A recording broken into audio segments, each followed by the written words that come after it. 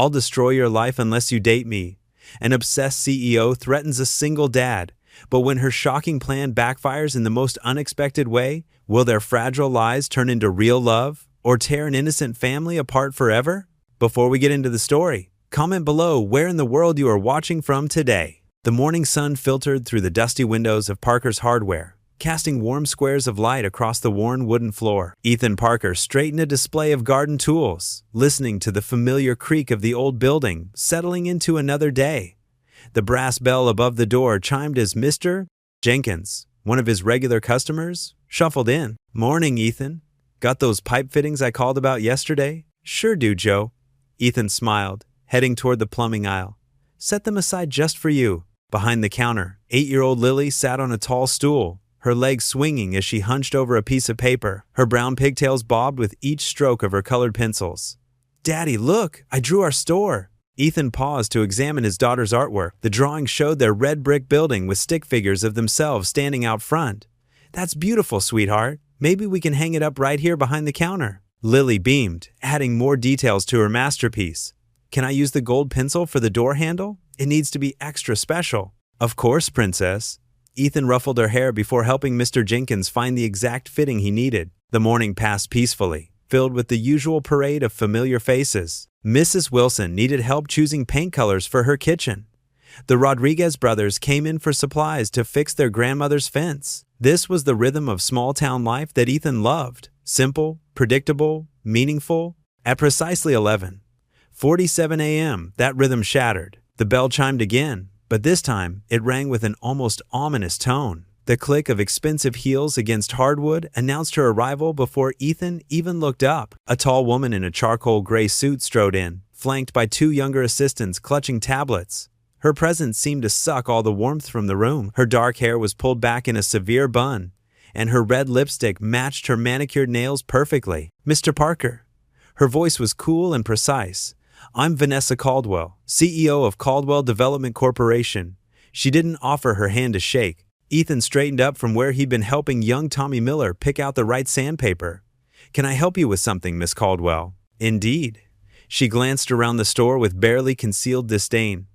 "I'd like to discuss a business proposition." Privately, Lily looked up from her drawing, her pencil forgotten in her hand as she watched the scene unfold. "Lily, honey," Ethan said gently, "would you mind going upstairs to get that inventory list from my desk?" "But Daddy, please, sweetie." Lily slid off her stool reluctantly, giving Vanessa and her assistants a curious look before disappearing through the door that led to their apartment above the store. Once she was gone, Vanessa's perfectly sculpted eyebrows arched. "How quaint. You live above your shop. What can I do for you, Miss Caldwell?" Ethan kept his voice level, though something about this woman set him on edge. She gestured to one of her assistants, who produced a folder of documents. "I'll be direct, Mr. Parker.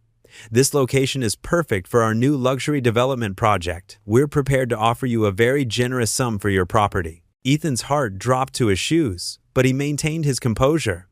"I'm sorry, but this store isn't for sale, Mr. Parker." Vanessa stepped closer, her expensive perfume filling the air between them. "Perhaps you don't understand. This entire block will be transformed. Progress is inevitable. Why not benefit from it? This store has been in my family for 3 generations, Ethan said firmly. "My grandfather built it. My father ran it for 40 years, and now it's where I'm raising my daughter. It's not just a property, it's our home." Vanessa's perfect lips curved into something that wasn't quite a smile. She turned to her assistants. "Wait in the car." They exited silently, leaving Ethan alone with this corporate predator.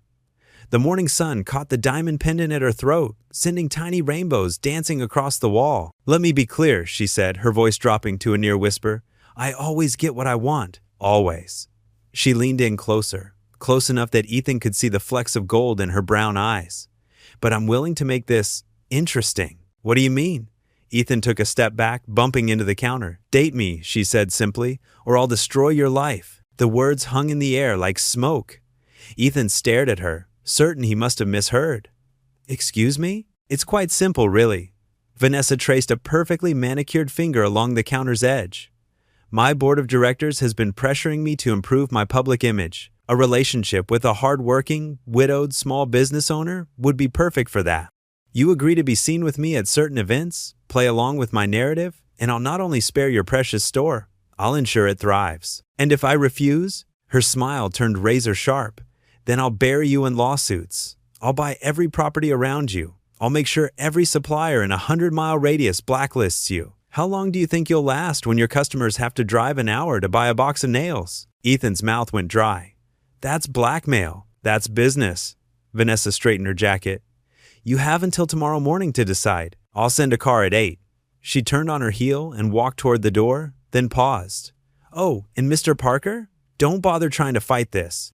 My lawyers are very, very good at what they do. The bell chimed one final time as she left, the sound now feeling like a death knell. The rest of the day passed in a blur. Ethan went through the motions, helping customers, restocking shelves, checking inventory, but his mind kept returning to Vanessa's impossible ultimatum. As the sun began to set, he locked up the store, his movements mechanical. Lily skipped ahead of him on the sidewalk, chattering about her day at school, blissfully unaware of the dark cloud hanging over their future. Across the street, a black luxury car idled, its tinted windows reflecting the orange glow of sunset. Ethan didn't need to see through those windows to know who was watching. He closed his eyes briefly, his lips moving in a silent prayer. Lord, give me strength, he whispered. Show me the way. When he opened his eyes, the car was still there, a silent reminder that tomorrow would bring decisions that could change everything. The sizzle of bacon filled the small kitchen as morning sunlight streamed through the window above the sink. Ethan Parker stood at the stove, mechanically flipping pancakes while his mind churned over yesterday's encounter. The threatening words from that CEO kept echoing in his head.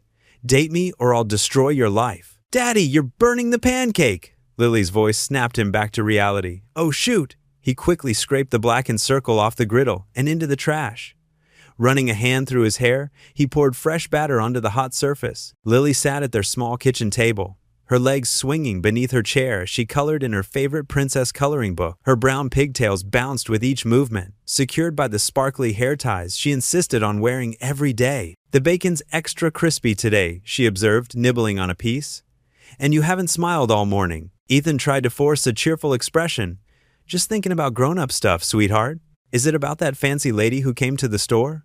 The one in the really high shoes? Lily asked, her crayon pausing mid-stroke. Before Ethan could answer, his phone buzzed on the counter. An unknown number flashed across the screen. His stomach tightened as he answered, Mr. Parker.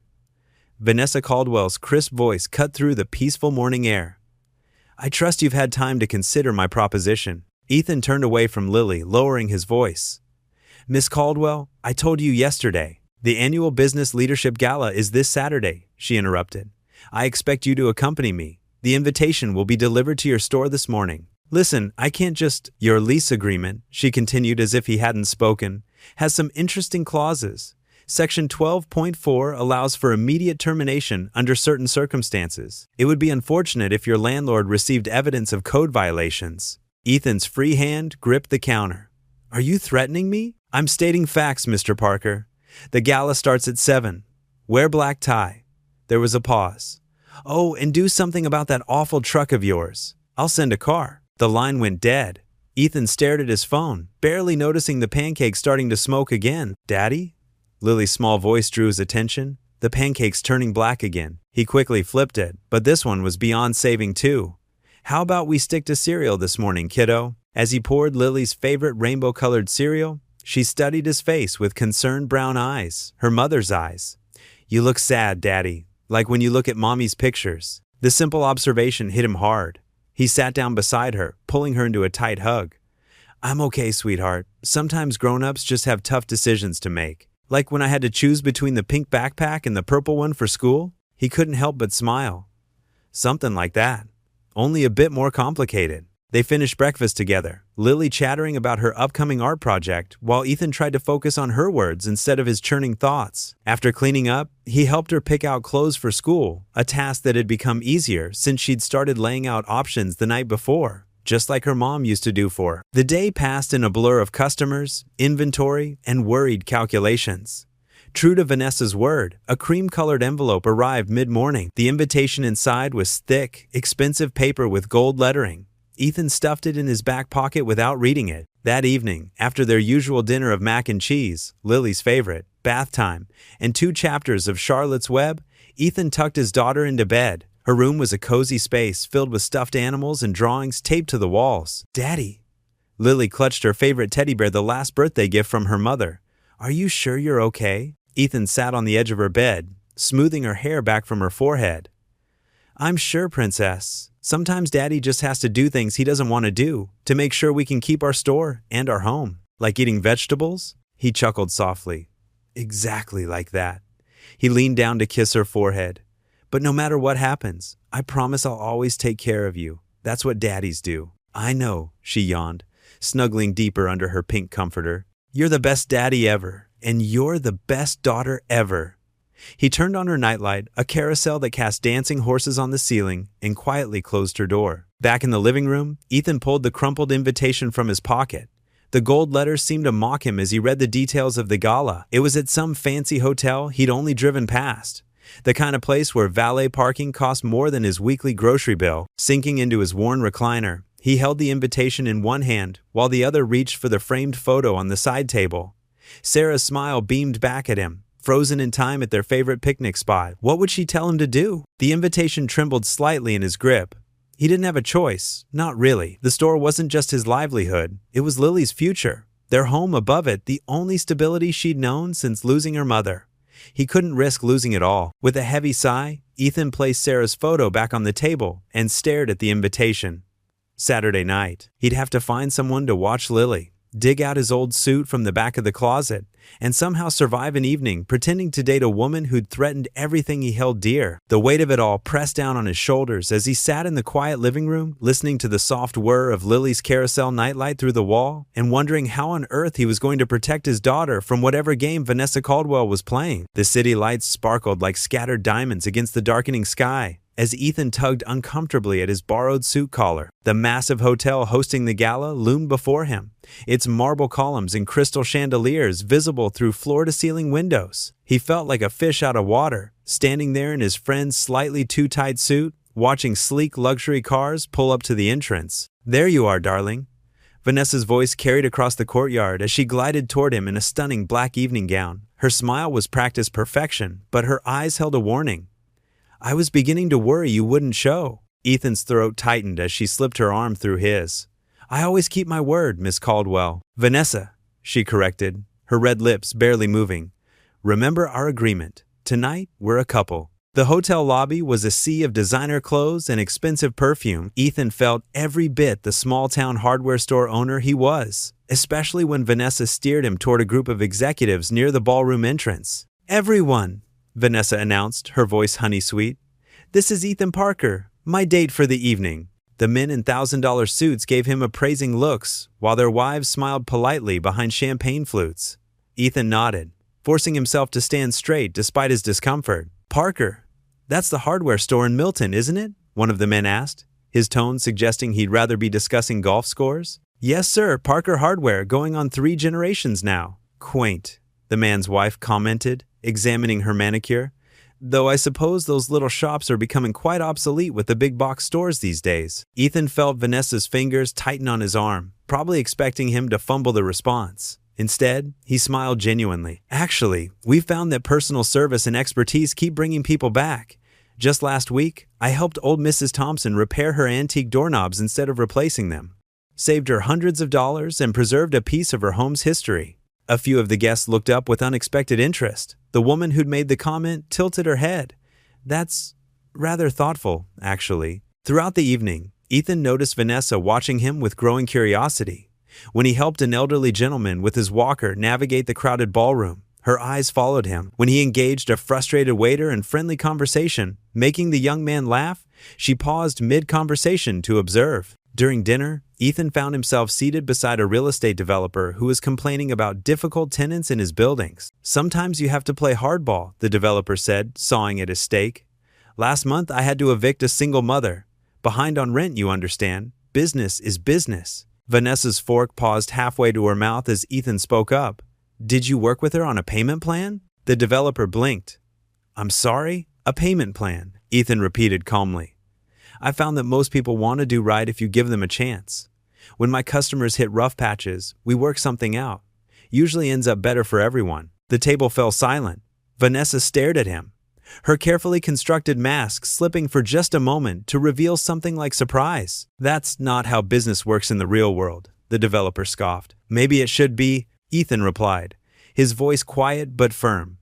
"My daughter once asked me what success means. I told her it's not just about making money, it's about making a difference." Later, as they swayed to the live band's music, Vanessa broke their silence. "You're not what I expected." "Sorry to disappoint," Ethan said dryly. "That's not what I meant." She studied his face. "You actually believe in all that? Helping people? Second chances? Making a difference? Is that so hard to believe? In my world? Yes."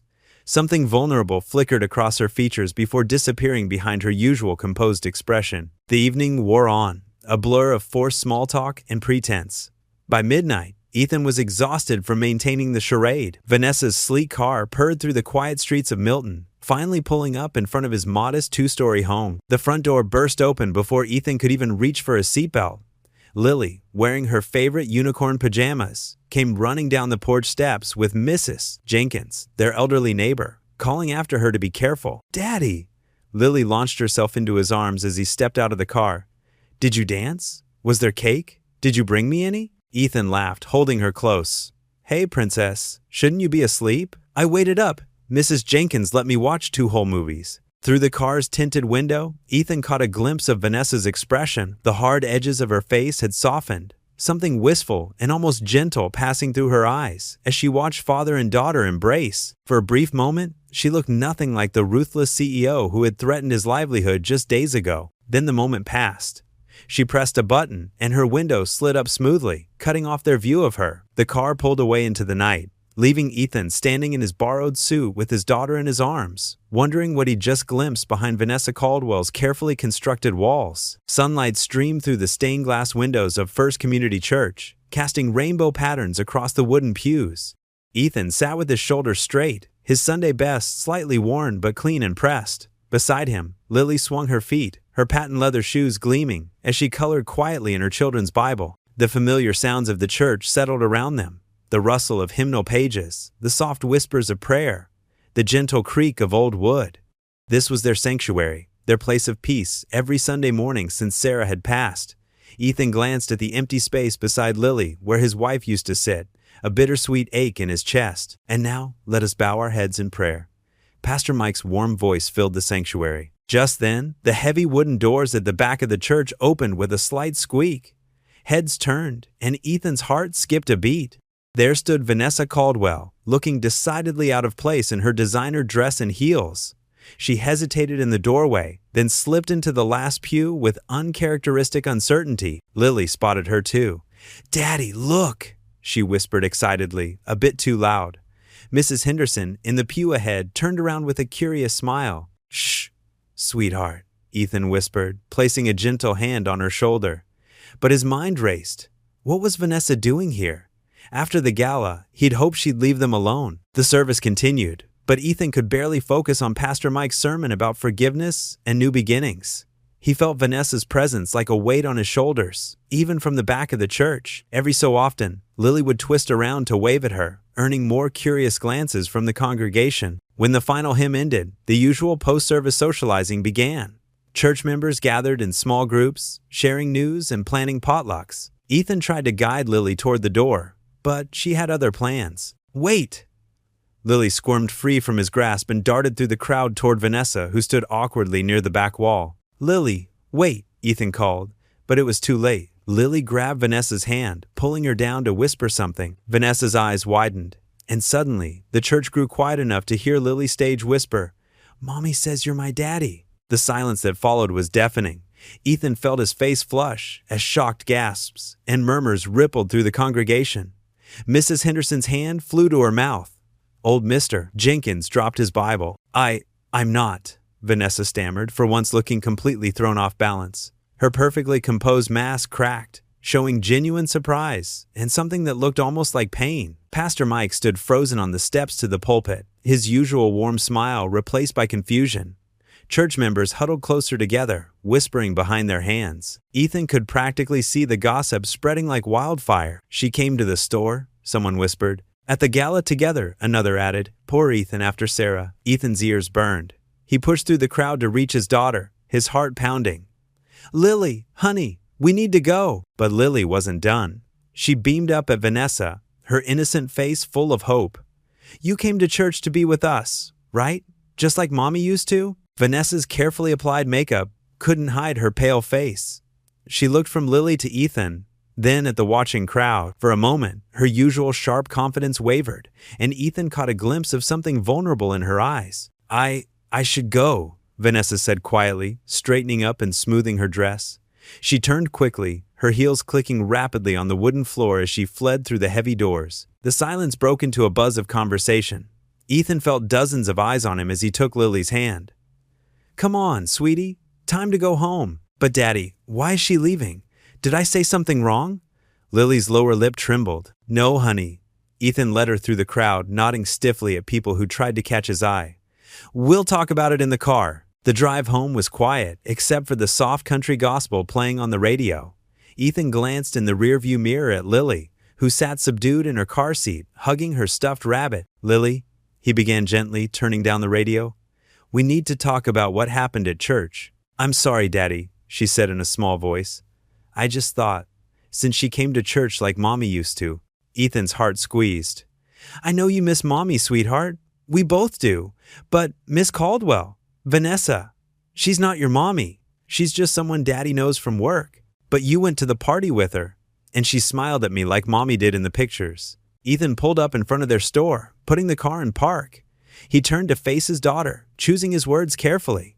"Sometimes grown-ups, sometimes things are complicated, honey. We shouldn't tell stories about people that aren't true. It can hurt their feelings, and other people might get the wrong idea." Lily's eyes filled with tears. "I didn't want to hurt anyone." "Oh, sweetheart." Ethan reached back to squeeze her hand. "I know you didn't. You have such a big heart, just like your mom did." As they walked from the car to their apartment above the store, Ethan noticed several church members passing by on the sidewalk. They whispered behind their hands, giving him sympathetic looks. Mrs. Henderson and her friend Martha huddled by the bakery next door, their heads close together in conversation. When they saw him looking, they quickly turned away. Lily skipped ahead to the store entrance, her natural resilience already bouncing back. But Ethan felt the weight of every whisper, every curious glance. In a small town like theirs, he knew the story would be all over by dinner time. He could only imagine what Vanessa would do when she recovered from her shock. Monday morning dawned crisp and clear over Main Street. Ethan stood outside Parker's Hardware, methodically arranging the sidewalk display of garden tools. His movements were mechanical, his mind elsewhere as he replayed yesterday's church incident over and over. A sleek black Mercedes pulled up to the curb. Vanessa stepped out, her designer heels clicking against the concrete. Even in the early morning light, she looked immaculate in her tailored business suit. Several passers-by slowed their pace, watching with obvious interest. "We need to talk," Ethan said firmly, setting down a rake with more force than necessary. Vanessa glanced around at their growing audience and smiled sweetly. "Of course, darling." Her voice carried just enough for the onlookers to hear. Ethan's jaw tightened. He gestured toward the store entrance. Inside, once in the privacy of his office, really just a cramped back room with a desk, Ethan turned to face her. "This has gone too far. The whole town is talking about us after what happened at church." "I'm well aware," Vanessa replied, perching on the edge of his desk. "My phone hasn't stopped ringing with calls from the board about my secret family." She smoothed an invisible wrinkle from her skirt, "which is exactly why we need to maintain appearances." "Maintain appearances?" Ethan ran a hand through his hair. "This isn't some corporate merger, Vanessa. This is my life, my daughter's life." Speaking of Lily, Vanessa's voice softened slightly. "She seems quite taken with me." "Don't." Ethan's voice was sharp. "Don't use my daughter as leverage." "I'm stating a fact," Vanessa countered. "She's already told the whole church I'm her. Well, how do you think she'll feel if I suddenly disappear?" Ethan sank into his chair, the weight of the situation pressing down on him. Through the office window, he could see Mrs. Henderson from the flower shop slow walking past for the third time, clearly hoping to catch some drama. "What exactly are you proposing?" he asked finally. "Simple. We continue dating, publicly, dinners, community events, that sort of thing. It protects both our interests." Vanessa ticked off points on her manicured fingers. "You keep your store, I maintain my corporate image, and Lily." She paused, something flickering in her eyes. "Lily gets to be happy." "For how long?" "Let's say 3 months. That's long enough for a respectable relationship to naturally run its course, if necessary. Ethan studied her face, searching for signs of manipulation. But all he saw was cool efficiency. This was just another business deal to her. Except it wasn't. Not really. Because Lily was involved now. Fine, he said at last. 3 months. But we do this my way. No more surprises, no more showing up unannounced, and we need to be careful about Lily's feelings. Agreed. Vanessa stood, extending her hand. Shall we seal it with a handshake? Ethan looked at her outstretched hand and shook his head. The whole town is watching through that window. If we're doing this. He stepped closer, placing a gentle kiss on her cheek. Vanessa stiffened for a moment, clearly caught off guard. Through the window, Mrs. Henderson nearly walked into a lamppost. 7 o'clock tonight, Ethan said quietly. Dinner at my house. Lily will want to show you her room. I'll bring dessert, Vanessa replied, her usual confidence slightly shaken. That evening, Ethan's modest home buzzed with nervous energy. Lily had changed outfits 3 times, finally settling on her favorite purple dress.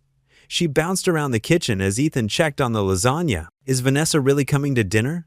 Lily asked for the 10th time, twirling in place. Yes, sweetheart. Remember what we talked about, though. This is just a friendly dinner. The doorbell rang, and Lily sprinted to answer it before Ethan could stop her. Vanessa stood on the porch, looking somewhat out of place in casual clothes, though her version of casual still probably cost more than Ethan's monthly mortgage payment. She held a bakery box in her hands. I brought tiramisu, she announced, then added awkwardly, Kids like tiramisu, right? I don't know what that is, Lily declared cheerfully, grabbing Vanessa's free hand. Come see my room. I have new stickers. Lily? Ethan called after them.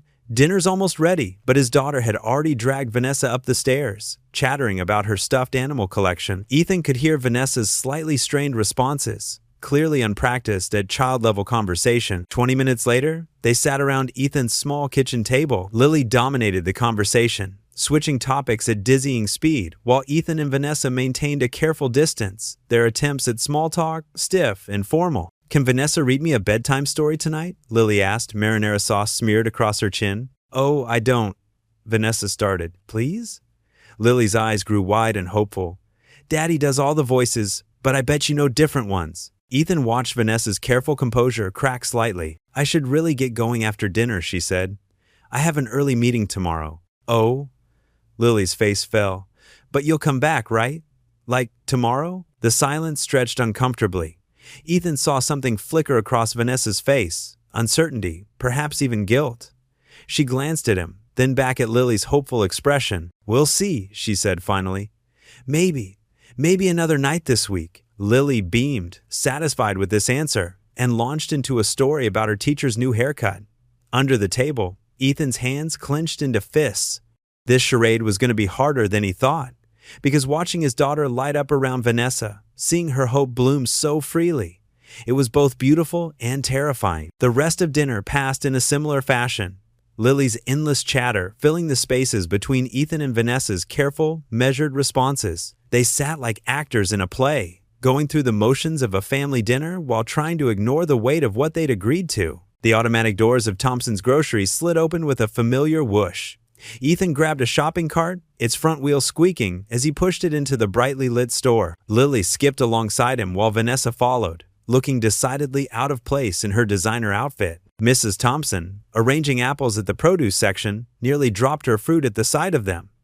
Her eyes widened behind thick glasses as she elbowed her teenage assistant and pointed not so subtly. We need cereal first, Lily announced, tugging at Ethan's sleeve. Can we get the one with marshmallows? Let's start with vegetables, Ethan countered, steering toward the produce section. He could feel the weight of stares from other shoppers. Vanessa, could you grab some carrots?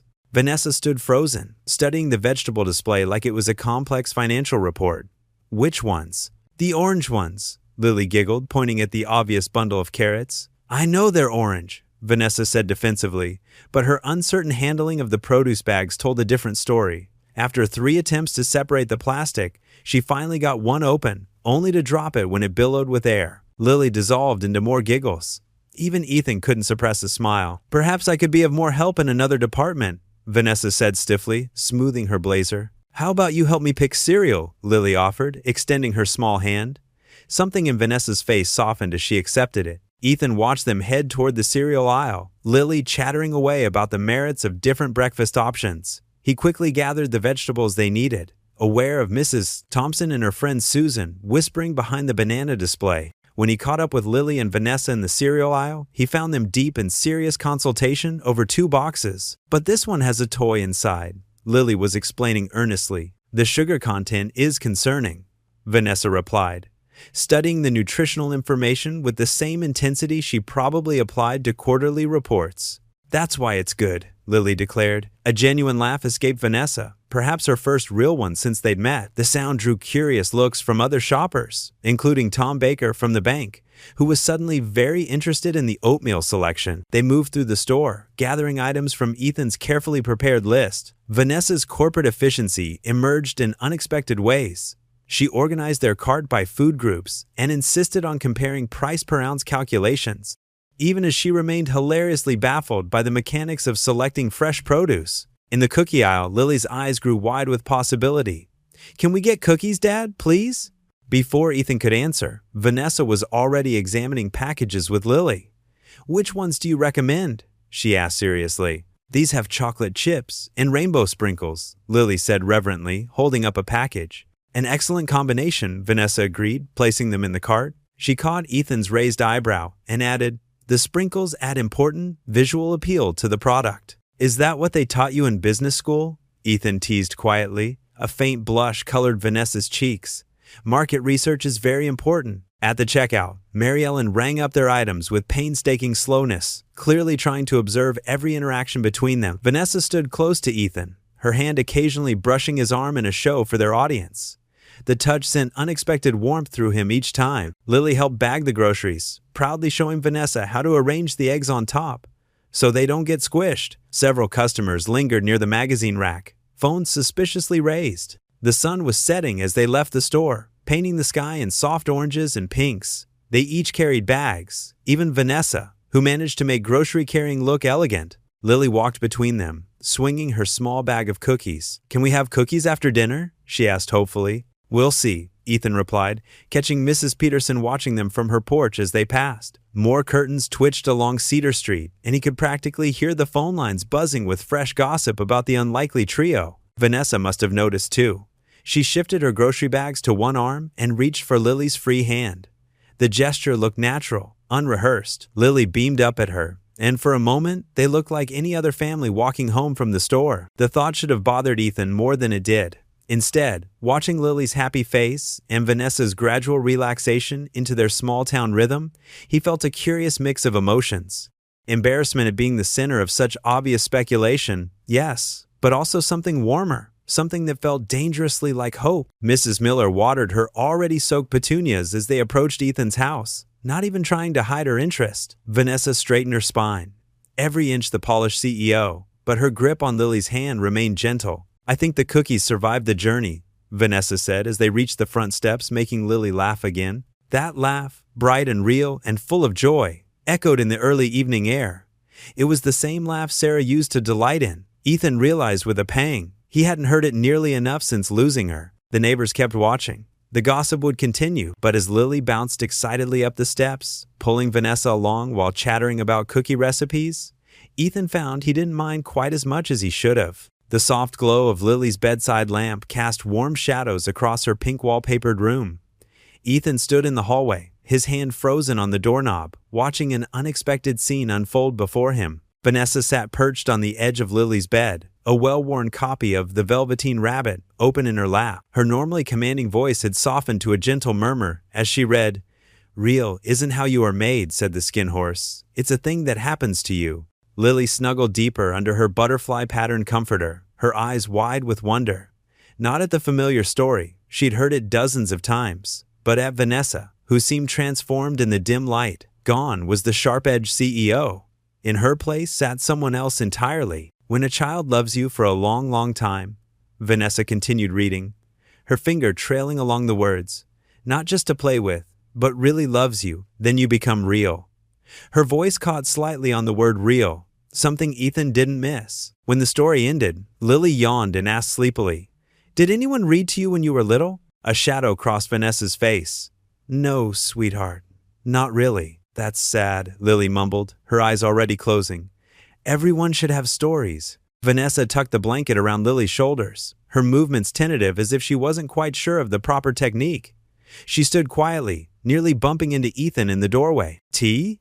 He offered, surprising himself. Downstairs in the kitchen, Ethan pulled out 2 mismatched mugs. The cheerful yellow one had been Sarah's favorite. He hesitated, then handed it to Vanessa. The kettle whistled, its sound sharp in the evening quiet. You're good with her, Ethan said, pouring the hot water over the tea bags. I wouldn't have expected that. Vanessa wrapped her hands around the mug, her red nail polish a stark contrast against the yellow ceramic. I wouldn't have expected it either. She paused, staring into the steeping tea. My parents believed in nannies and boarding schools. Bedtime stories weren't part of the curriculum. That sounds lonely, Ethan said softly, settling into the chair across from her at the small kitchen table. It was efficient, Vanessa replied, but her tone lacked its usual certainty. They were building an empire. Children don't fit well into board meetings. The kitchen clock ticked steadily. Outside, a car drove past, its headlights briefly illuminating the room through the curtains. Sarah, my wife. She read to Lily every night, Ethan found himself saying. Even in the hospital, near the end, she'd hold up picture books with hands shaking from the treatments, but she never missed a night. Vanessa looked up from her tea, meeting his eyes. For once, there was no calculation in her gaze. How long ago? 2 years, 4 months, and 12 days. The numbers came automatically. They always did. Does it get easier? Her question was barely above a whisper. Different, Ethan corrected, running his thumb along the rim of his mug. Not easier, just different. Some days I can smile at her pictures, other days. He shrugged, leaving the sentence unfinished. Vanessa nodded slowly. My mother died last year. Heart attack during a hostile takeover. I found myself managing her funeral between conference calls. She gave a bitter laugh. Even at the end, it was all about business. They sat in silence, the tea growing cold between them. The kitchen, usually a place of morning rushes and dinner preparations, felt different in the late evening quiet, more honest, somehow. Why did you really want me to date you? Ethan asked suddenly. The truth this time. Vanessa set down her mug carefully. The board thinks I'm too harsh. Bad press. They wanted me to show a softer side. She met his eyes. A small-town widower with an adorable daughter? Perfect PR move. And now? She looked toward the stairs, where Lily's nightlight cast a faint glow. Now I'm not sure of anything anymore. The grandfather clock in the living room chimed 10, making them both jump slightly. Vanessa stood, smoothing her skirt with practiced precision. I should go, she said, her CEO voice creeping back in. Early meeting tomorrow. Ethan walked her to the door, holding it open as she stepped onto the porch. The night air was cool, carrying the scent of approaching autumn. Thank you, she said formally. For the tea. Thank you, he replied. For the story. She nodded once, then clicked down the steps in her heels. Her black car waited at the curb, sleek and expensive against the modest neighborhood backdrop. Ethan stood at the window, watching as she drove away, her taillights growing smaller until they disappeared around the corner. He remained there longer than necessary, one hand pressed against the cool glass. The yellow mug sat in the sink, Sarah's mug, used by someone else for the first time in 2 years. He wasn't sure how to feel about that. He wasn't sure how to feel about any of it. The elementary school auditorium buzzed with the chaos of after-school rehearsal. Little voices echoed off the walls as children in partially completed costumes scurried around like excited puppies. Lily Parker stood center stage in a glittering star costume, practicing her lines with determination. Ethan sat in the back row, his toolbox beside him. He'd promised to help repair some wobbly set pieces after rehearsal. His eyes remained fixed on Lily, pride warming his chest as she delivered her lines without hesitation. The heavy auditorium door creaked open, letting in a shaft of afternoon sunlight.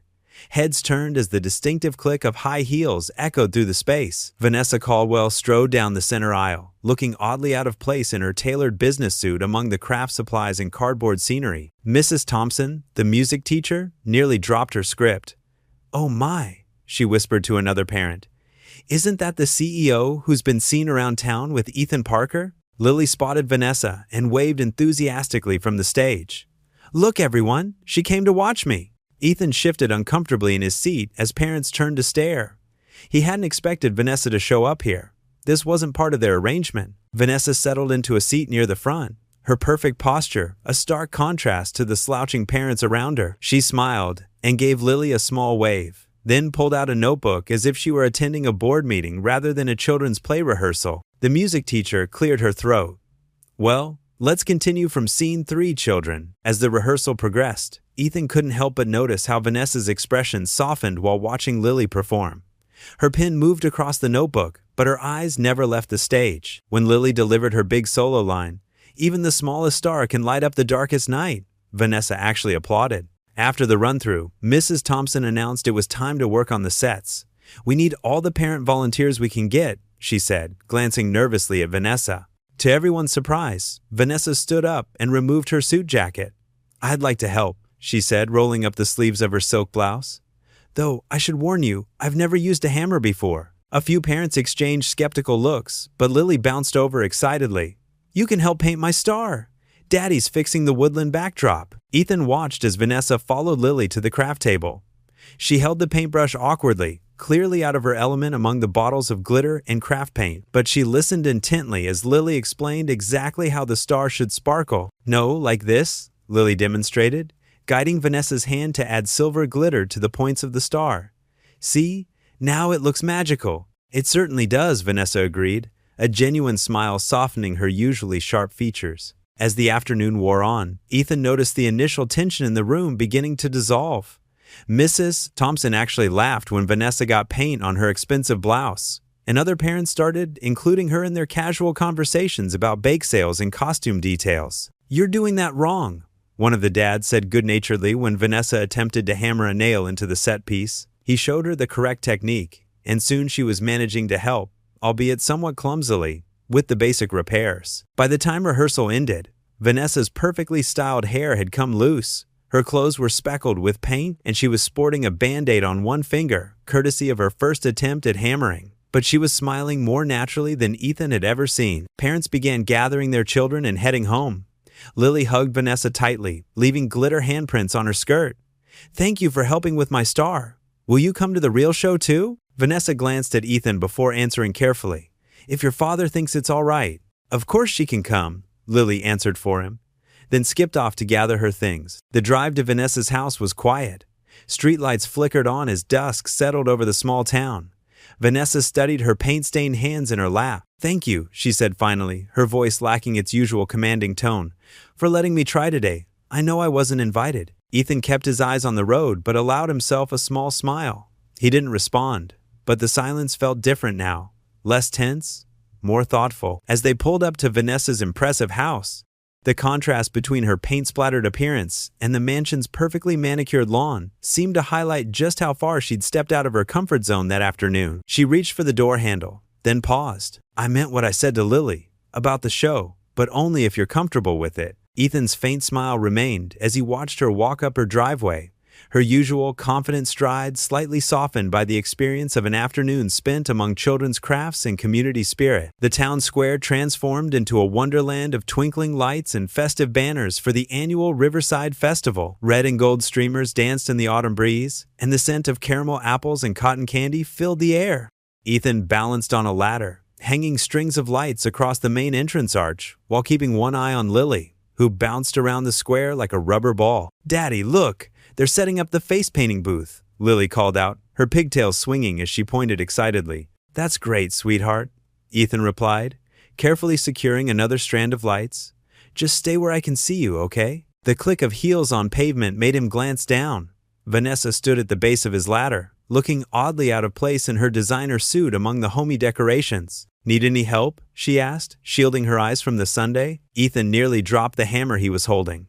"You're offering to help with manual labor?" "I'm not completely useless," Vanessa said, a slight smile tugging at her lips. She slipped off her blazer and draped it over a nearby chair. "Besides, I heard this festival's quite the event. I thought, well, we should probably be seen together." Before Ethan could respond, Lily ran up and grabbed Vanessa's hand. "You came. Can you help me make paper flowers for the community booth, please?" Something in Vanessa's expression softened as she looked down at Lily's eager face. "Of course, sweetheart. Show me how." Ethan watched as Vanessa allowed herself to be pulled toward a table covered in colored paper and scissors. She sat down beside Lily, awkwardly following the little girl's instructions on folding and cutting. Her usually perfect hair fell slightly forward as she concentrated, and Ethan caught himself smiling at the sight. The afternoon passed in a blur of preparation. To everyone's surprise, Vanessa threw herself into the work with unexpected enthusiasm. She organized the raffle tickets, helped arrange display tables, and even climbed up on a step stool to hang streamers, despite wearing her expensive silk blouse. As sunset approached, the festival came alive. Families poured in through the decorated arch, children laughing and running between game booths. Lily insisted on trying everything: ring toss, balloon pop, the duck pond. To Ethan's amazement, Vanessa joined in, cheering Lily's successes and consoling her near misses with genuine warmth. "Step right up for the annual family photo contest." Mayor Thompson's voice boomed through the speakers. "All families gather by the main stage." Lily tugged at both their hands. "Can we? Please?" Ethan hesitated, but Vanessa squeezed his arm gently. "We should. For appearance's sake," she whispered, though her smile seemed more real than calculated. They joined the crowd of families positioning themselves for photos. Lily stood between them, beaming. Ethan felt Vanessa's shoulder brush against his as they posed, and something fluttered in his chest, something that had nothing to do with keeping up appearances. The evening progressed with carnival games and shared cotton candy. Lily's face was painted with sparkly butterflies, and even Vanessa had a small heart painted on her cheek, courtesy of Lily's insistence. They looked like any other family enjoying the festival, and Ethan found himself forgetting, more and more often, that it wasn't real. As the stars began to twinkle overhead, Mayor Thompson took the stage again. "Ladies and gentlemen, it's time for our most cherished tradition, the crowning of Riverside's Family of the Year." The crowd gathered around the stage, clutching numbered tickets from the afternoon's activities. Ethan hardly paid attention as the mayor spoke about community spirit and family values. He was too distracted by Lily's sticky cotton candy fingers clutching his hand, and Vanessa's perfume carried on the evening breeze. And this year's Family of the Year island, the Parker family. Ethan's head snapped up. The crowd erupted in applause, and spotlights swung toward them. Lily squealed with delight, jumping up and down. "Come on up," the mayor called, waving them forward. In a daze, Ethan found himself walking toward the stage, Lily skipping between him and Vanessa. They climbed the steps as the applause continued. The mayor placed a silly paper crown on each of their heads, and Lily giggled as hers slipped over one eye. "This family has shown us what community spirit truly means," Mayor Thompson announced. "From Ethan's hardware store that's helped build our homes for decades, to young Lily's infectious joy in our school plays, to Miss Caldwell's recent volunteer work, they represent the best of Riverside." Ethan glanced at Vanessa, expecting to see her usual calculated smile. Instead, he found her eyes shining with unexpected tears. She caught him looking and quickly blinked them away, but her hand found his behind Lily's back and squeezed tight. For one perfect moment, standing there under the festival lights with paper crowns on their heads and Lily beaming between them, it felt real. The crowd's cheers faded to a distant hum. Ethan could almost believe they were truly a family, not a widower, his daughter, and a CEO playing pretend, but something whole and genuine. The first firework burst overhead in a shower of gold sparks. Lily clapped in delight, her face tilted skyward. More explosions followed, painting the night sky in brilliant colors. In the changing light of the fireworks, Ethan turned to look at Vanessa.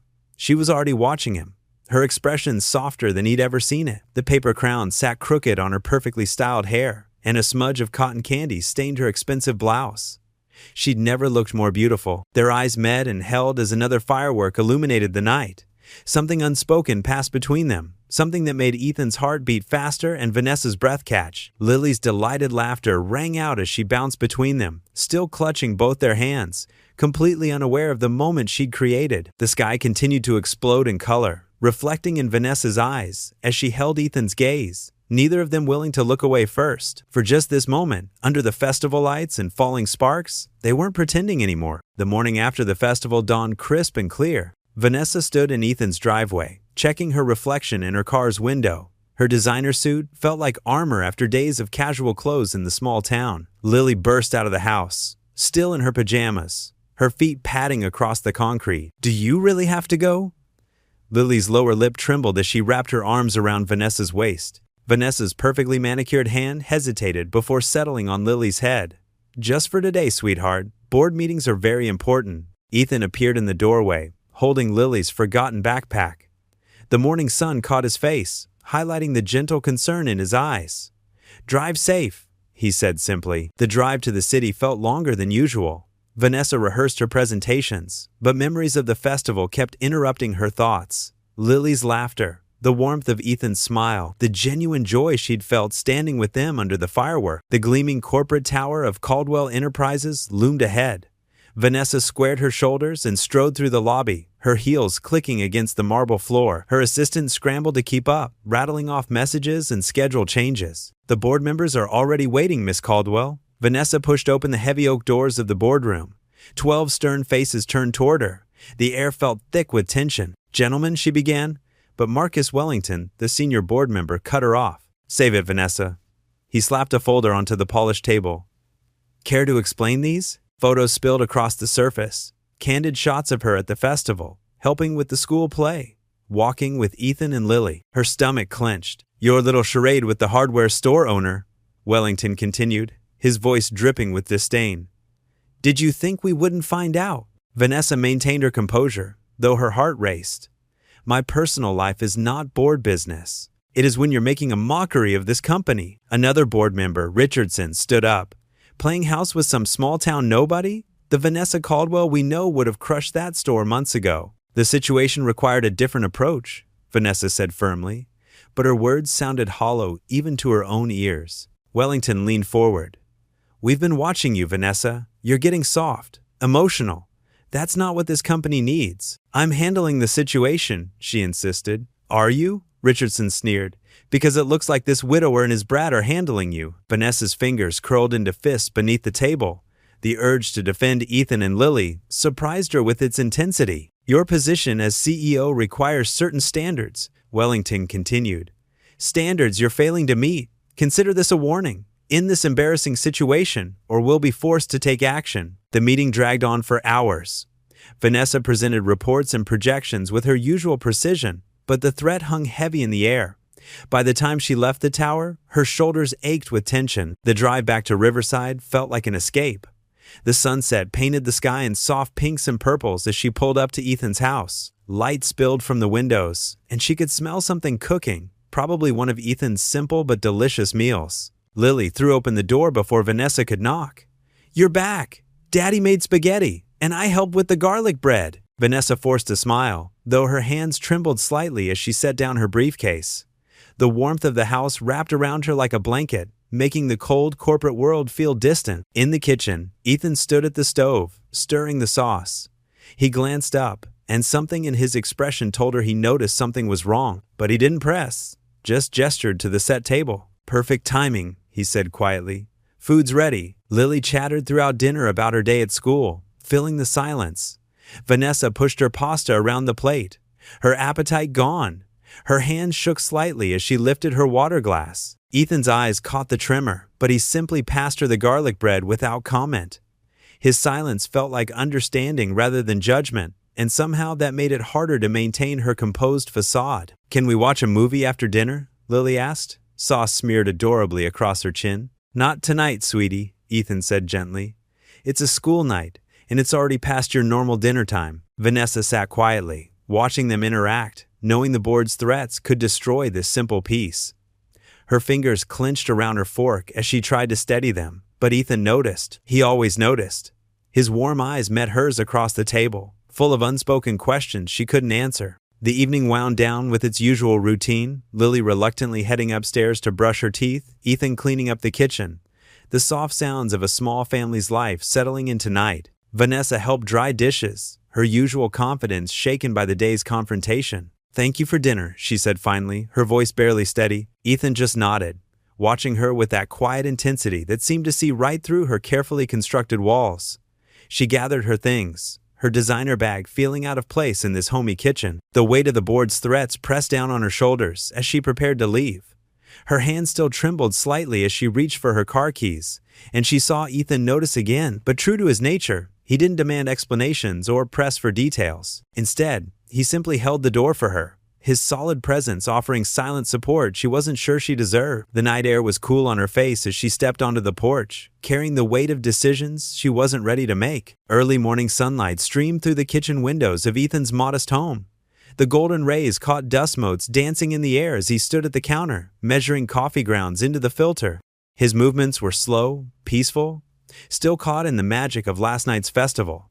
The Family of the Year sash hung over a kitchen chair, a reminder of that perfect moment under the fireworks. The sound of Vanessa's heels clicking on hardwood drew his attention.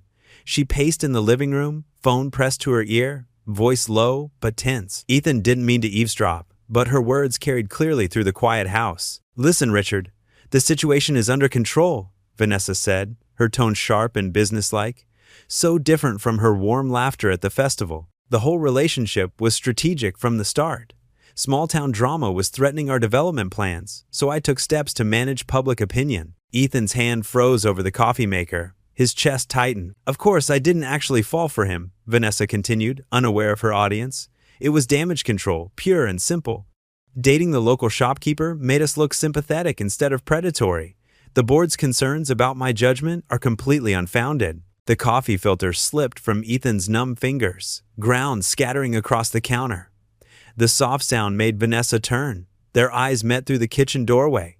The color drained from her face. "I'll call you back," she whispered into the phone. Silence filled the space between them, heavy and suffocating. Ethan's hands gripped the counter edge until his knuckles went white. "Ethan," Vanessa started, taking a step forward. "I can explain." "Explain what?" His voice came out rough. "How you manipulated me. Use my daughter? It's not that simple." Vanessa's perfectly manicured hands twisted together. "Things changed. I changed."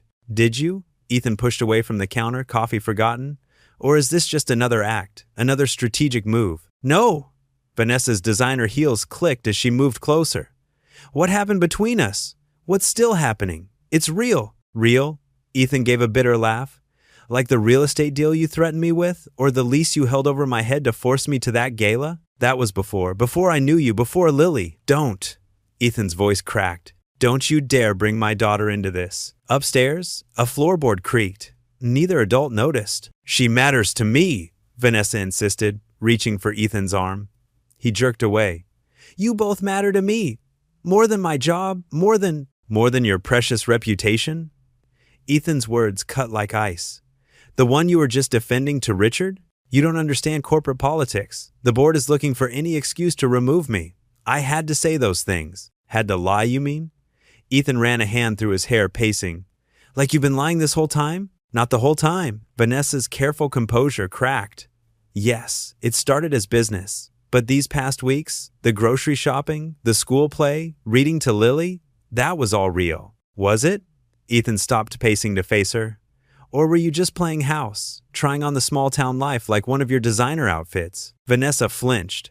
"That's not fair." "Fair?" Ethan's laugh held no humor. "You want to talk about fair?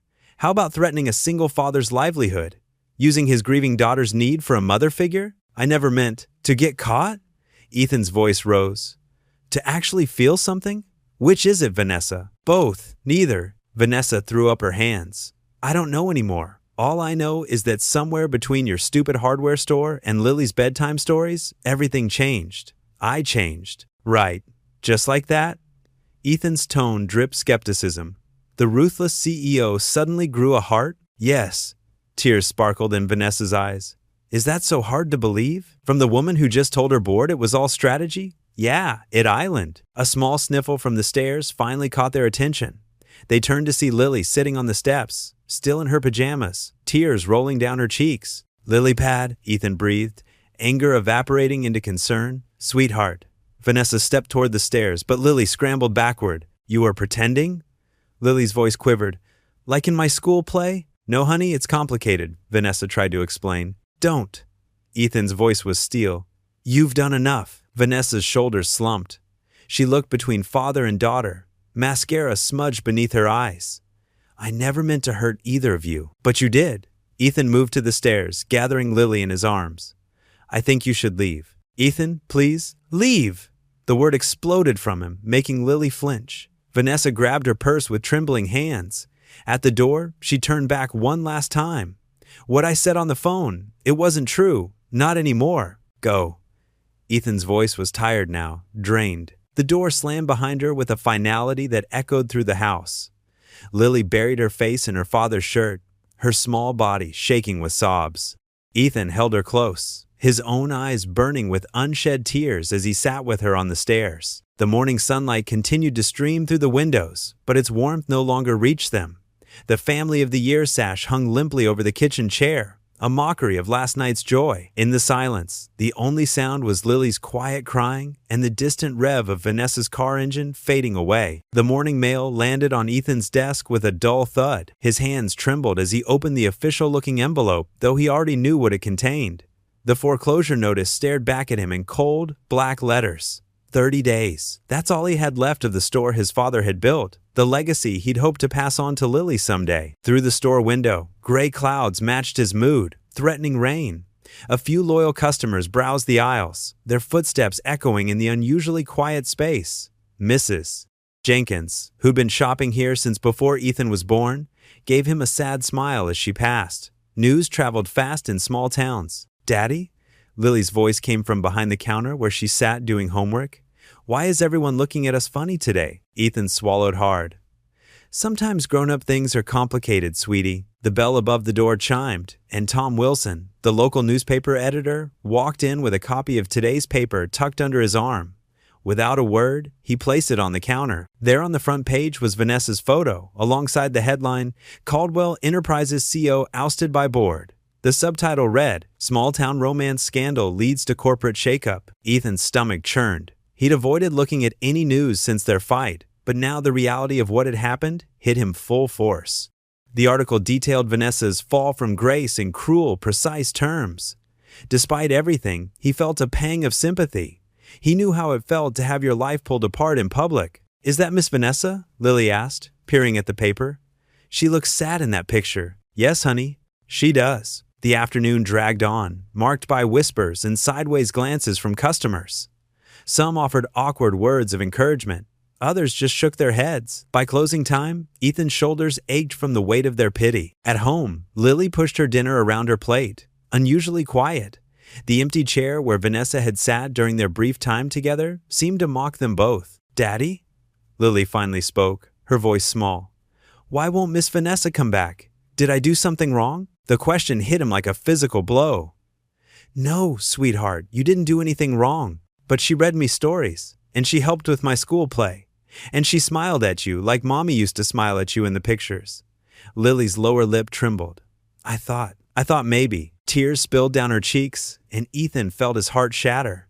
He moved to kneel beside her chair, pulling her into a tight hug.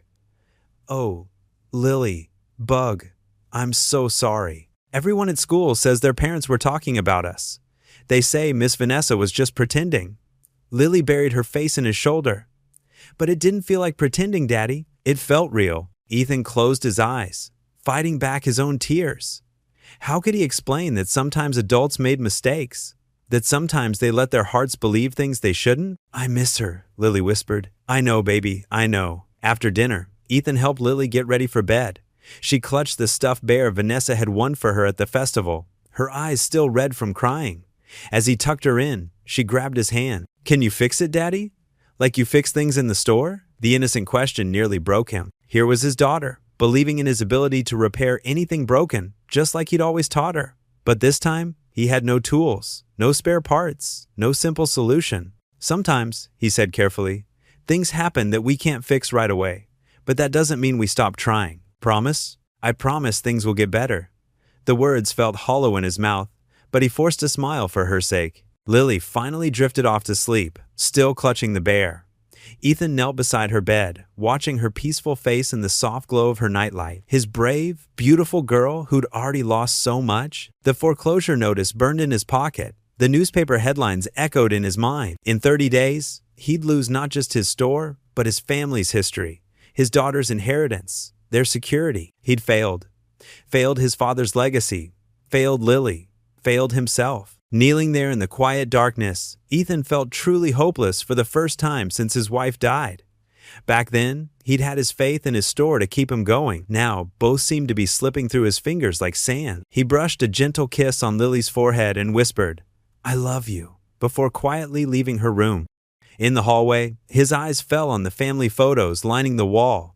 Generations of Parkers standing proud in front of the hardware store. Soon, those pictures would be all that remained of their family's dream. The house felt emptier than ever as he made his way downstairs. Even the spaces Vanessa had only briefly occupied, the kitchen where she'd attempted to cook dinner, the living room where she'd read stories to Lily, seemed to echo with absence. He'd let himself believe, just for a moment, that they could be something real, that happiness might be possible again. Now, in the crushing silence of his home, with his daughter's tears still damp on his shirt and failure pressing in from all sides, Ethan Parker had no idea how to keep his promise that things would get better. The setting sun painted golden streaks across Vanessa's penthouse windows, but the spectacular view brought her no comfort. She sat alone in her designer armchair, a cup of untouched tea growing cold beside her. The sprawling city below, once her kingdom, now felt as empty as her heart. Her phone hadn't rung in days. No urgent emails demanded her attention. The silence was deafening after years of constant corporate chaos. But in that quiet, other sounds filled her mind. Lily's infectious giggle during their grocery store adventures, Ethan's warm chuckle as they built school play sets together, the simple joy of reading bedtime stories. Vanessa's fingers traced the edge of a crayon drawing. Lily had given her a stick figure family holding hands under a rainbow. The paper was worn from how often she'd unfolded and refolded it. "What have I become?" she whispered to the empty room. Her reflection in the window showed a woman she barely recognized. Designer clothes and perfect makeup couldn't hide the sadness in her eyes. She walked to her home office, where a wall of achievements mocked her. Awards, certificates, magazine covers all celebrating Vanessa Caldwell, the ruthless CEO. With trembling hands, she took down each frame, stacking them in a box. They felt meaningless now. That evening, she pulled up the website for Lily's school on her laptop. The volunteer section caught her eye. Reading buddies needed for elementary students. Her cursor hovered over the application form. "I can't just walk in there," she muttered. "After everything." But Lily's face floated in her mind, those trusting eyes that had seen past her carefully constructed walls. The next morning, Vanessa dressed differently. Simple slacks, a sweater, minimal makeup. She parked her luxury car 3 blocks from the school and walked, her designer heels replaced with practical flats. Her heart pounded as she approached the front office. The secretary's eyes widened with recognition. "Miss Caldwell?" "Please," Vanessa said softly. "Just Vanessa. I saw you needed reading volunteers." The secretary's surprise turned to confusion, then cautious acceptance.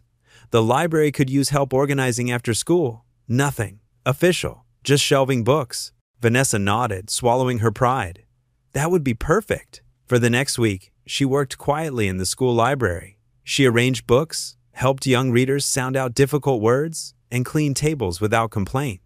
She made sure to come when Lily wasn't there. This wasn't about being seen. It was about doing something good, simply because it was good. The children didn't know who she was. To them, she was just the nice lady who helped find their favorite stories. Their innocent acceptance touched something deep inside her. One little girl, Emma, reminded her of Lily. When Emma struggled with a word, Vanessa used the same patience she'd learned during those precious bedtime story sessions at Ethan's house. "Sound it out slowly," she encouraged. "You've got this." Emma's face lit up when she finally read the word correctly. "I did it." "You sure did," Vanessa smiled, feeling a warmth she'd never known in any boardroom victory. News traveled fast in small towns. Mrs. Thompson, who lived next door to Ethan, was picking up her grandson when she spotted Vanessa helping a group of children with their reading. That evening, Mrs. Thompson brought over a casserole to Ethan's house, her usual excuse for sharing gossip. "You'll never believe who I saw at the school today," she said, setting the dish on his counter. Ethan looked up from helping Lily with homework. "Who?" "That CEO lady, Vanessa Caldwell." But here's the strange thing. She was just helping. No cameras, no publicity. She was sitting on the floor with the kids, reading stories. Ethan's pen stopped moving. He stared at Mrs. Thompson, trying to process this information. "Are you sure?" "Clear as day." Mrs. Thompson nodded. "She's been there all week apparently, just volunteering, wearing regular clothes, helping the kids. Never seen anything like it." Lily perked up at the mention of Vanessa's name, but Ethan gently redirected her attention to her homework. After Mrs. Thompson left, Ethan stood at his kitchen window, looking out at the darkening street. The image of Vanessa, the woman who'd once threatened to destroy him, sitting on a library floor reading to children, it didn't fit with everything he thought he knew about her. He remembered her confession of a lonely childhood, how naturally she'd taken to reading to Lily. Maybe there was more to her transformation than he'd allowed himself to believe, but the memory of her betrayal still stung. He closed the curtains, trying to close off his thoughts of her as well. Yet, as he helped Lily get ready for bed that night, He couldn't help but wonder what other changes were happening in the heart of the woman who'd turned their lives upside down. The morning sun filtered through the dusty windows of Parker's Hardware, casting long shadows across the worn wooden floors. Ethan stood at the counter, mechanically sorting through the day's mail. Bills, advertisements, and more bills, the usual reminders of his struggling business. But today, something different caught his eye. A crisp white envelope from First National Bank stood out among the stack. His hands trembled slightly as he opened it, expecting another warning about his overdue mortgage. Instead, the letter inside made him sink onto his old stool, breath catching in his throat. "Dear Mr. Parker," he read aloud to the empty store, "this letter is to inform you that your outstanding mortgage balance has been paid in full." Ethan read the words 3 more times, unable to process their meaning. This had to be a mistake. Just last week, the bank had threatened foreclosure. He reached for the phone with shaking fingers and dialed the number on the letterhead. "First National Bank, how may I help you?" a cheerful voice answered. "Yes, this is Ethan Parker. I just received a letter about my store's mortgage being paid off." He couldn't keep the disbelief from his voice. There must be some mistake. "One moment, Mr. Parker." He heard keyboard clicks in the background. "No mistake, sir. The remaining balance was paid in full 3 days ago." "But by whom?" "I apologize, but the benefactor requested anonymity. All I can tell you is that it was a private payment, not from any organization." Ethan thanked her and hung up, his mind racing. Who would do this? Who even had that kind of money? The answer hit him like a physical blow. Vanessa. But why? After everything that happened? After he'd thrown her out of his life? He spent the morning in a daze, barely registering the customers who came and went. By lunch, he couldn't stand the uncertainty anymore. He needed answers. "Mrs. Henderson?" he called to his elderly neighbor who often watched Lily. "Could you keep an eye on the store for an hour? I need to check something at the bank." The local branch manager, Mr. Collins, welcomed Ethan into his office with a knowing smile. "I wondered when you'd come by, Ethan. Please, I need to know who paid off my mortgage." Collins sighed. "You know, I can't reveal that information." Was it Vanessa Caldwell? The slight widening of Collins' eyes told Ethan everything. "I really can't comment." "But why wouldn't she tell me?" Ethan muttered, more to himself than Collins. "What I can say," Collins offered carefully, "is that the person who helped you specified that you were never to know. They wanted no recognition, no gratitude, just for you to keep your store." Ethan left the bank and walked the familiar streets of his town, seeing everything differently. He passed the library where, according to his neighbors, Vanessa had been reading to children, the playground where she'd been helping with maintenance on weekends, the church where she'd been quietly stocking the food pantry, all of it done in silence. No fanfare, no attempt to win him back or prove herself. Just quiet service to a community she'd once threatened to destroy. He stopped at the corner where he'd first seen her sleek black car, remembering how she'd swept into his store with her threats and demands. The woman who'd done these things, saved his store, helped his community, asked for nothing in return, she was someone entirely different. Back at the store, Ethan moved through the aisles, touching familiar tools and supplies. Everything here represented his family's legacy, his daughter's future, and Vanessa had saved it all, not as a power play or manipulation, but as an act of pure love. He remembered her last words before he'd thrown her out. "I'm not that person anymore, Ethan, please believe me." He hadn't believed her then. But now, standing in his saved store as evening shadows lengthened across the floor, tears welled in his eyes. The truth was undeniable. Vanessa hadn't just said she'd changed. She'd proved it in the most profound way possible, expecting nothing in return. The realization sat heavy in his chest as he closed up for the night. He judged her by who she was, not who she'd become. The woman who'd threatened to destroy his life had instead saved it, and he hadn't even known. In the quiet of his store, surrounded by the heritage he'd thought he'd lose, Ethan wiped his eyes and faced the truth. He had completely misjudged Vanessa Caldwell. The elementary school auditorium buzzed with pre-show energy. Parents clutched programs and smartphones, while excited whispers echoed through the rows of metal folding chairs. Christmas decorations sparkled everywhere. Paper snowflakes dangled from the ceiling, and tinsel garlands framed the stage. Backstage, Lily Parker bounced on her toes, her angel costume's wings slightly crooked. Her blonde curls poked out from under a tinsel halo that kept slipping to one side. "Miss Vanessa, is it straight now?" she asked, fidgeting with the wire circle above her head. Vanessa knelt beside her, Her designer clothes replaced by practical jeans and a warm sweater. Her usually perfect hair was slightly mussed from helping wrangle costume pieces and excited children for the past hour. "Almost perfect?" she said, adjusting the halo with gentle hands. "There. Now you're the prettiest angel in the choir." Other parents bustled around them, fixing costumes and calming nervous children. But there was something different in how they treated Vanessa now. Instead of suspicious glances, they offered warm smiles. Mrs. Thompson, who ran the local bakery, even passed her a safety pin when a shepherd's robe needed emergency repairs. "5 minutes, everyone." Mrs. Davis, the music teacher, called out, "Parents, please take your seats." Ethan appeared through the stage door, his work clothes traded for a clean button-down shirt. "There's my angel," he said, his eyes crinkling with pride as he looked at Lily. "Daddy!" Lily ran to hug him, her wings fluttering.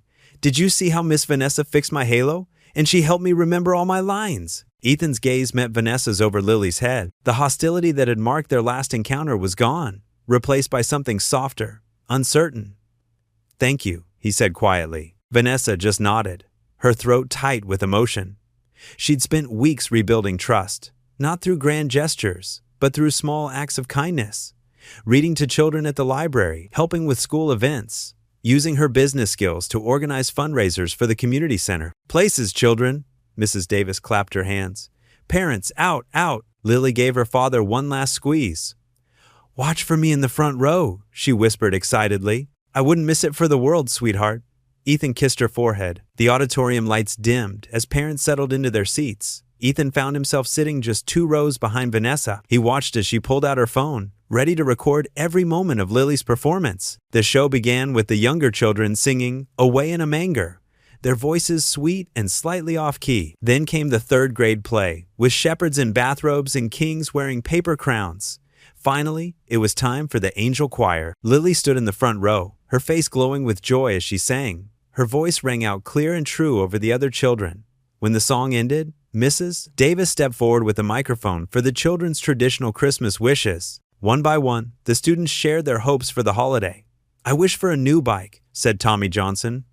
"I wish for world peace," declared Sarah Williams, clearly coached by her mother. Then it was Lily's turn. She stepped forward, wings quivering with excitement. "I want to dedicate my song to my family," she said clearly into the microphone. "To my daddy, who works so hard and gives the best hugs." She paused, then added with a bright smile, "And to Miss Vanessa, who makes us both so happy." A warm murmur of approval rippled through the audience. Ethan felt tears prick his eyes as he watched his daughter beam with pride. In front of him, Vanessa's shoulders shook slightly. The rest of the show passed in a blur of carols and readings. When the final notes of Silent Night faded away, the audience erupted in applause. Parents surged forward with flowers and cameras, but Ethan held back, watching as Vanessa helped gather scattered music sheets and costume pieces. Behind the heavy velvet curtain, away from the chaos in the auditorium, Vanessa carefully folded Lily's wings. Her hands trembled slightly as she smoothed the white fabric. "You didn't have to do all this," Ethan said quietly, stepping into the shadows beside her. Vanessa turned, her eyes bright with unshed tears.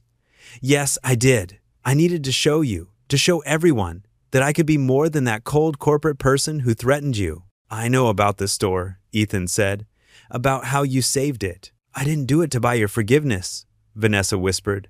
"I did it because—" she struggled to find the words. "Because that store isn't just a business. It's Lily's second home. It's where she draws pictures behind the counter and helps you stack penny nails. It's where you keep living out your wife's memory while building a future for your daughter." Ethan stepped closer, his voice rough with emotion. "The woman who first walked into my store would never have understood that." "She wouldn't have," Vanessa agreed. "But your daughter taught me to see with my heart instead of a balance sheet. And you." She took a shaky breath. "You showed me what real strength looks like. Not power or control, but faith and forgiveness." Without warning, Ethan pulled her into a tight hug. Vanessa stiffened for a moment, then melted into his embrace, her tears finally spilling over. They stood there in the shadow of the curtain, holding each other as the sounds of the dispersing audience faded away. "Daddy, Miss Vanessa!" Lily's voice called from somewhere in the auditorium. "Where are you? Did you see me sing?" They separated slowly, both wiping their eyes. Vanessa smoothed her sweater while Ethan cleared his throat. Their eyes met one last time, full of unspoken words and new possibilities. Morning sunlight streamed through the windows of May's Corner Diner, casting warm rectangles across the checkered floor. The bell above the door chimed as Ethan stepped inside, his heart thumping against his ribs. A few early customers looked up from their coffee cups, then quickly looked away, pretending not to notice. The familiar smell of coffee and fresh-baked pie filled the air, but Ethan barely noticed. His eyes were fixed on Vanessa, who sat alone in a corner booth. She wore a simple sweater instead of her usual business attire, and her hands were wrapped around a steaming mug. When she saw him, her shoulders tensed slightly. "Good morning," Ethan said softly, sliding into the seat across from her. "Good morning." Vanessa's voice was quiet, missing its old commanding edge. Her fingers fidgeted with the handle of her coffee cup. May, the elderly owner, approached their table with practiced casualness. "Coffee, Ethan? Please." He nodded, grateful for the moment to collect his thoughts. As May poured his coffee, Ethan could feel the weight of hidden glances from other customers. Through the window, he spotted Mrs. Henderson from the flower shop slowing her pace as she walked past, trying to peek inside. The whole town was holding its breath, waiting to see what would happen between the hardware store owner and the former CEO. After May left, silence stretched between them. The clink of spoons and murmur of conversation from other tables seemed far away. "Thank you for coming," Ethan finally said, adding cream to his coffee. "I know it couldn't have been easy." Vanessa met his eyes briefly before looking down at her hands. "I wasn't sure you'd want to see me again." "I wasn't sure either," he admitted. "But after what you did for the store." He paused, stirring his coffee slowly. "Why didn't you tell me? I didn't want you to think I was trying to buy your forgiveness." Her voice cracked slightly. "The store is your life's work, Ethan. Your father's legacy. I couldn't bear to see it taken away, especially knowing I'd played a part in threatening it in the first place." Ethan watched her carefully. The morning light softened her features, making her look younger, more vulnerable. Gone was the intimidating CEO who had stormed into his store months ago. In her place sat a woman who had lost everything but gained something far more valuable. "You've changed," he said quietly. "I had to." Vanessa's eyes glistened. "Meeting you and Lily, it showed me everything that was missing in my life. All those years climbing the corporate ladder, I thought power and success would fill the emptiness inside me. But it was love I was missing. Family. Community." A waitress refilled their coffee cups, and they both waited until she walked away. "I was so angry when I found out about your original intentions," Ethan continued, his voice low but steady. "It felt like everything between us had been a lie." "It started as a lie," Vanessa acknowledged, pain evident in her expression. "But somewhere along the way, it became the truest thing I've ever known. Those bedtime stories with Lily, the school plays, the festival." She took a shaky breath.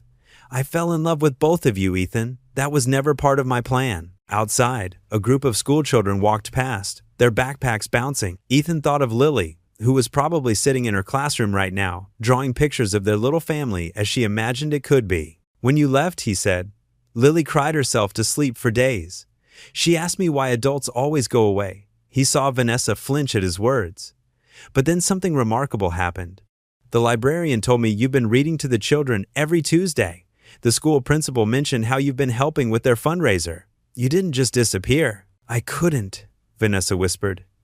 "Even if you never wanted to see me again, I needed to prove to myself more than anyone that I could be the person Lily believed I was, the person you helped me become." Ethan felt something shift in his chest, like a key turning in a lock. The hurt was still there, but alongside it grew something stronger. Admiration for her courage to change, to humble herself, to choose love over power. "It takes real strength to admit when you're wrong," he said, "to give up everything you thought you wanted for something better." "I was terrified," she confessed. "I still am. I don't know how to be part of a family. I never had a real one of my own. But I want to learn, Ethan. More than anything, I want to love you and Lily the way you both deserve to be loved." May appeared with 2 slices of apple pie, setting them down with a motherly smile. "On the house," she said warmly before shuffling away. Vanessa stared at the pie, a tear sliding down her cheek. "I don't deserve any of this kindness." "Maybe that's exactly why you deserve it," Ethan replied. He reached across the table, hesitating for just a moment before covering her hand with his own. Her fingers were warm from holding the coffee cup, and they trembled slightly under his touch. When their eyes met, he saw all the walls had crumbled. There was no more pretense, no more strategic moves or careful calculations. Just a woman who had found her heart in the most unexpected place. For the first time since that day she'd walked into a store, everything felt right. The morning sun painted golden highlights in her hair, and her eyes held a gentle warmth that had nothing to do with power or control. His hand tightened around hers, and she squeezed back, a smile breaking through her tears. Around them, the diner continued its morning routine. Coffee cups clinked, bacon sizzled on the grill, and the bell chimed as customers came and went. But in their corner booth, Ethan and Vanessa held onto each other's hands, beginning something real at last. Snow drifted lazily past the hardware store's windows as Ethan balanced precariously on a ladder, stringing twinkling lights across the front display. The morning sun caught the crystalline flakes, making them sparkle like tiny diamonds against the aged brick facade. "Daddy, a little higher on the left," Lily called out from below, her mittened hands cupped around her mouth. She wore her favorite red winter coat, her cheeks pink from the cold and excitement. "Like this, sweetheart?" Ethan adjusted the strand of lights, his breath visible in the crisp December air. "Perfect," Lily clapped, then turned as the store's bell chimed. "Miss Vanessa!" Vanessa stepped through the door, carrying 3 steaming paper cups and a box of Christmas decorations. Gone were her sharp business suits and intimidating heels. Instead, she wore a soft cream sweater, jeans, and warm boots. Her long dark hair was pulled back in a casual ponytail, and her smile was genuine and warm. "Hot chocolate for my favorite decorator," she said, handing Lily a cup topped with whipped cream. "And coffee for the man on the ladder." "You're a lifesaver," Ethan grinned, carefully climbing down. Their fingers brushed as he took the cup, and neither pulled away too quickly. The touch was comfortable now, natural. Mrs. Henderson from the bakery next door poked her head in, carrying a plate of fresh cookies. "Room for one more helper?" "Always," Lily exclaimed, rushing to open the door wider. Soon, other townspeople began trickling in. Tom from the barber shop brought extra ornaments. Sarah from the flower shop arrived with fresh pine garlands. Even old Mr. Jenkins, who'd initially been Vanessa's harshest critic, showed up with his toolbox to help secure decoration. "Remember when you first walked in here?" Ethan murmured to Vanessa as they watched Lily direct their neighbors in hanging ornaments. "All business and threats?" Vanessa's cheeks colored. "I was so lost then," she admitted softly. "I thought power meant happiness. I had no idea real joy looked like this." She gestured to the scene before them, Lily giggling as Mr. Jenkins lifted her to place a star on a small tree, Mrs. Henderson sharing stories about Christmas traditions, the whole community working together. "Well," Ethan said, taking her hand, "I think it's time we made it official, don't you?" Vanessa's eyes widened slightly. She squeezed his hand and nodded. Ethan cleared his throat. "Everyone?" The bustling activity paused as their neighbors turned to look. "Vanessa and I have something to share." Lily bounced on her toes, somehow sensing the importance of the moment. "Some of you know how our story started," Ethan continued, his voice steady and sincere. "It wasn't exactly a fairy tale beginning." A few knowing chuckles rippled through the crowd. "But sometimes," Vanessa added, her voice full of emotion, "the most beautiful things grow from unexpected places. What began as, well, as a business arrangement," she smiled apologetically at the gathered faces, "has become something real and precious." "We're together now," Ethan announced, pulling Vanessa closer. "Not for show, not for business, just for love." The store erupted in applause. Mrs. Henderson wiped tears from her eyes with her apron.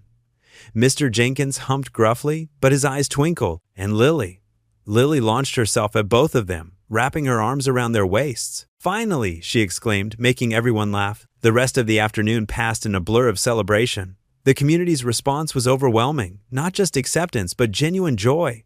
Mrs. Henderson insisted on planning a proper party.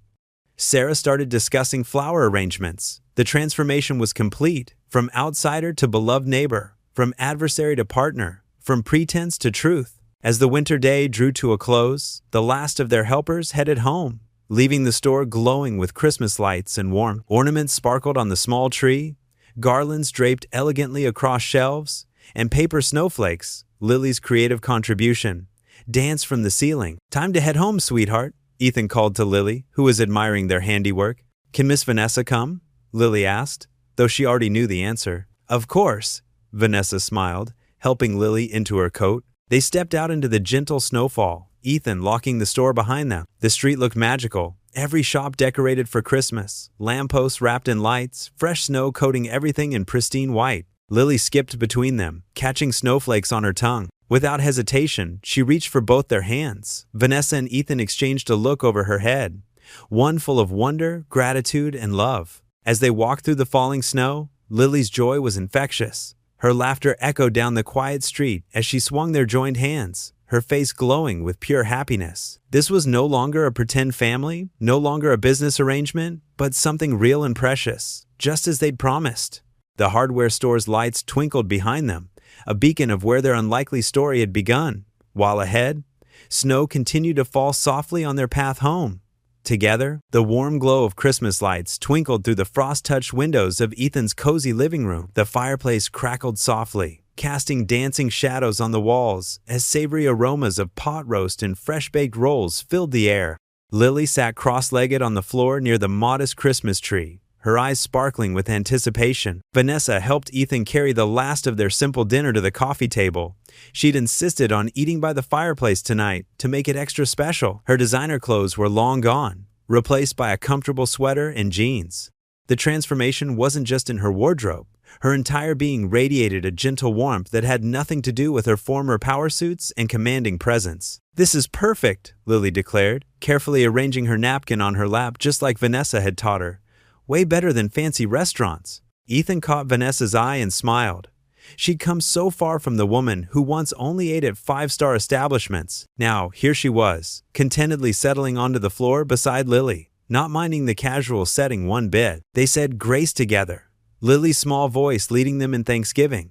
As they shared their meal, stories and laughter flowed naturally between them. Vanessa told funny tales about learning to use the cash register at the store, while Lily giggled about her teacher's reaction to Vanessa volunteering to help with art class. After dinner, Lily could hardly contain herself. "Can we do presents now, please?" Ethan glanced at the clock. "Well, it is Christmas Eve. I suppose we could open one each tonight." Lily scrambled to the tree, returning with 3 carefully wrapped packages. She'd insisted on wrapping them herself, evident in the slightly crumpled paper and excessive tape. "This one's for you, Daddy," she said, handing him a lumpy package. "And this is for you," she added, giving Vanessa a flat envelope decorated with glitter and stickers. Vanessa held the envelope carefully, as if it were made of glass. "Should we all open together?" Lily nodded eagerly, clutching her own package. 1, 2, 3. Ethan counted down. The sound of tearing paper filled the room. Ethan unveiled a hand-painted coffee mug with "World's Best Dad" written in wobbly letters. Lily discovered a new set of art supplies, exactly what she'd been hoping for. But it was Vanessa's reaction that stilled the room. She opened the envelope with trembling fingers, pulling out a handmade card covered in hearts and flowers. As she read the words inside, tears began rolling down her cheeks. "To Mom," she whispered, her voice catching. "I know you weren't my first mom, but you're the mom in my heart now." Lily moved closer, wrapping her arms around Vanessa's neck. "Do you like it? Is it okay that I called you Mom?" Vanessa pulled Lily tight against her, tears flowing freely now. "Oh, sweetheart, it's more than okay. It's the most beautiful gift I've ever received." Ethan watched them, his own eyes growing misty. The sight of them together, his daughter, and the woman who'd started as his adversary but had become so much more, made his heart feel full to bursting. When Vanessa finally looked up at him, her face tear-stained but radiant with joy, he knew it was time. He moved closer, taking both their hands in his. "I never thought I'd find love again," he said softly, his voice thick with emotion. "After losing Sarah, I was so focused on just getting through each day, on being there for Lily, I'd convinced myself that was enough." He squeezed Vanessa's hand. "But God had other plans. He brought you into our lives in the most unexpected way, and even when things seemed impossible, He was working to bring us together." Vanessa leaned against his shoulder, her free hand still holding Lily close. "I spent my whole life chasing success, power, control," she whispered. "I had everything I thought I wanted, but I was so empty inside." She looked around the modest living room, at the simple decorations and well-worn furniture. "This, right here. This is what I was really looking for. I'm finally home." Lily wiggled happily between them. "Can we go see the lights now, please?" Ethan chuckled, wiping his eyes. "Sure, princess. Bundle up, though. It's snowing." They helped Lily into her winter coat and mittens, then pulled on their own warm clothes. Stepping out onto the porch, they were greeted by a magical scene. Fresh snow blanketed the ground, and Christmas lights twinkled all along the street, creating halos in the gently falling flakes. Lily immediately bounded down the steps, her boots crunching in the pristine snow. "Come on," she called back to them, her voice full of excitement. Ethan and Vanessa followed hand in hand, their breaths creating soft clouds in the cold air. Above them, stars peeked through breaks in the clouds, adding their light to the festive scene. As they walked down the peaceful street, Lily skipped ahead, her clear voice rising in an enthusiastic rendition of Jingle Bells.